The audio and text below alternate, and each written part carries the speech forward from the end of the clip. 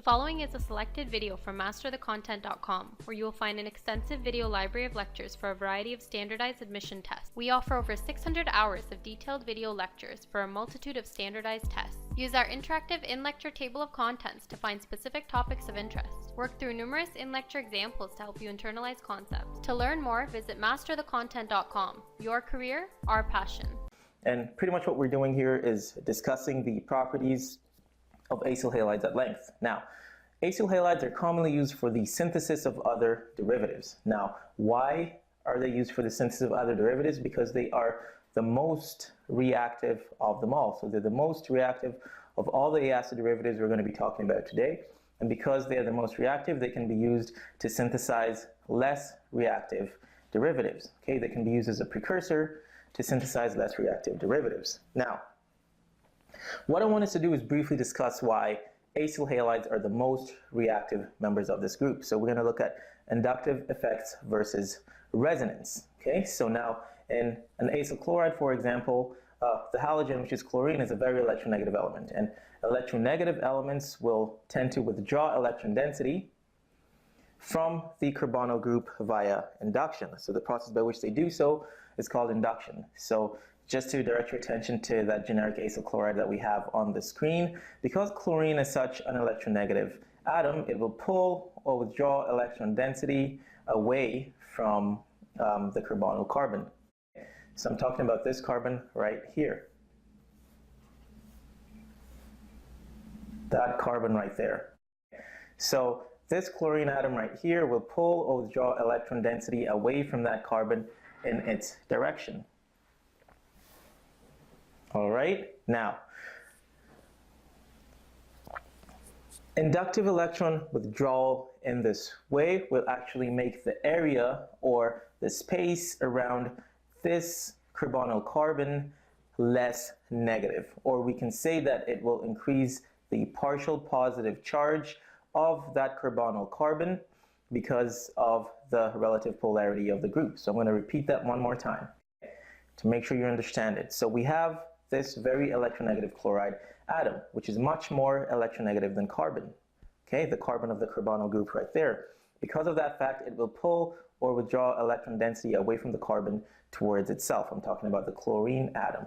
This results in the creation of what we refer to as a partial positive charge around that carbon right there, which effectively reduces the amount of electron density around it. Now, that reduced electron density makes this acyl chloride more susceptible or more prone to nucleophilic attack. And the reason as to why this is the case is very simple. Now, I want you to remember is that negative charges will repel each other. They tend to repel each other. That's a very basic concept. So if we have a lot of negative charge around that reaction center, around that carbonyl carbon, it will be very difficult for our nucleophile to come in and introduce more negative charge with its lone pair of electrons to form a new bond. So what the chloride ion in this case effectively does is that it reduces the amount of electron density around that carbon, which makes it easier for this nucleophile right here to approach and attack and add to that carbonyl group. So all in all, the degree of electrophilicity of an acid chloride, okay, the electron-loving nature of an acid chloride is in large determined by the nature of the substituent to which the acyl group is bonded. If you have a very strongly electron-withdrawing substituent, as you do in this case, it will pull electron density away from the carbon, which will increase its partial positive charge and make it easier, or make nucleophilic attack an easier process, which will effectively increase the rate of reaction. So induction, in this case, will increase the reaction rate.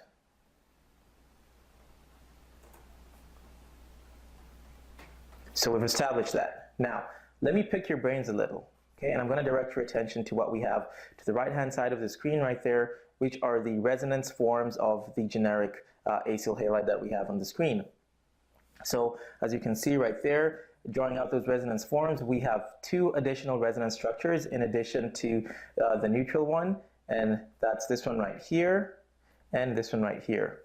So all in all, we have by the depiction or by the diagram on the screen, we have 1, 2, 3 resonance contributors to the overall structure of that acyl chloride. Now, remember how electron delocalization happens. Remember how resonance happens.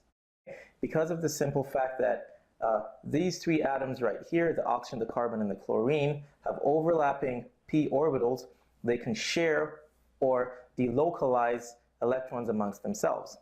So electrons can be shared amongst themselves, which effectively distributes the negative charge across those 3 atoms, okay? And that's because of p orbital overlap. Now, if you're distributing or sharing electrons across those 3 atoms, you will almost certainly result or come across a situation where you're actually adding electron density around that carbonyl carbon, around that carbon right there. And as you can see in this resonance variant that we have at the end of the screen right here, there is what is a double bond between the carbon and the chlorine, and this positive charge has effectively been transferred to that chlorine atom right there. So as you can see, the amount of negative charge at that carbon has been increased, and that's through resonance. So if we're increasing the amount of negative charge around that reaction center, our carbon, that means that it will be harder for a nucleophile to come along and attack that reaction center, that electrophilic center. So we have a case where we're dealing with 2 competing effects. On one side we have induction, which actually increases the reactivity by inductive electron withdrawal, and on the other end we have resonance, which actually decreases reactivity by electron delocalization. These are 2 opposing effects. So if we have the resonance effect increasing the electron density around the carbonyl carbon and making it less reactive, and at the same time we have the inductive effect pulling electron density away from the carbonyl group and making it more reactive, which one of these effects is more important? Which one should we consider more closely? Which one is actually playing a larger role in the reactivity of the acyl halide? And why is it that the acyl chloride remains highly or very reactive despite the effect of resonance? Now, the answer to that question is very, very simple, and I'm going to tell you what it is. So, for delocalization to occur, you need what is called effective orbital overlap. So, p orbital overlap. So, the p orbital of oxygen, right there, needs to overlap with the p orbital of carbon, which needs to overlap with the p orbital of that chlorine atom right there, which is what allows you to actually delocalize electrons across those 3 atoms. Now, if you don't have effective orbital overlap, then you cannot effectively delocalize electrons across those atoms. Now, I'm going to direct your attention to the 3rd resonance form right there. This form right here actually does not exist.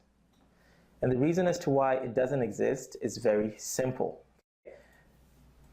Going from carbon to chlorine, we do not have much overlap of their p orbitals, okay? We do not have effective orbital overlap from carbon to chlorine. So the p orbitals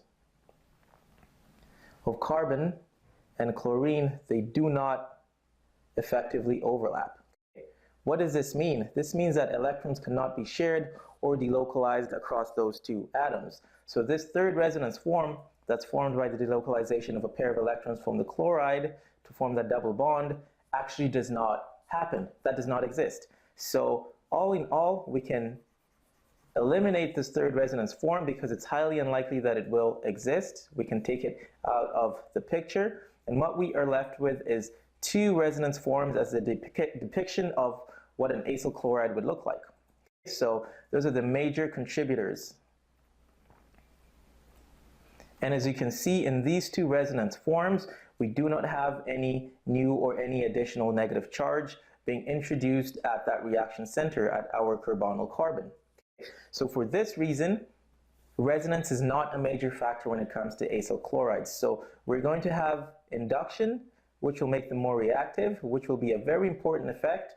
But on the other hand, resonance will not play much of an effect as far as the reactivity of acyl halides is concerned because of the simple fact that we do not have effective p orbital overlap from carbon to chlorine. So I hope that makes sense. Now,